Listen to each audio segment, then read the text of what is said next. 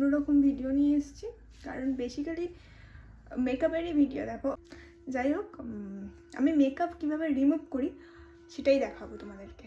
চলো, makeup remove করার জন্য পার্সোনালি আমি সেটাপিলের এটা ক্লিনজারটা ইউজ করি, ভীষণ ভালো।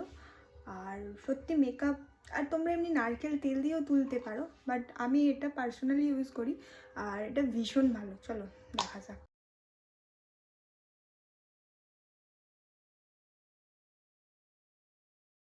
এটা আমি সারা মুখ মেখে নিলাম ভালো করে। তারপর আমি নর্মালি একটা টিস্যু দিয়ে এটাকে ক্লিন করব। যে কোনো টিস্যু ইউজ করি, কোনো রকম মানে পার্টিকুলার আমার কোনো টিস্যু নেই যে এই টিস্যুটাই ইউজ করতে হবে। আমি যখন যে টিস্যু পাই সেই টিস্যু দিয়েই ইউজ করি। আর আমি এখন এই সানফ্লাওয়ারের একটা টিস্যু, জানি না কি টিস্যু, এটা ইউজ করি, বেশ ভালো।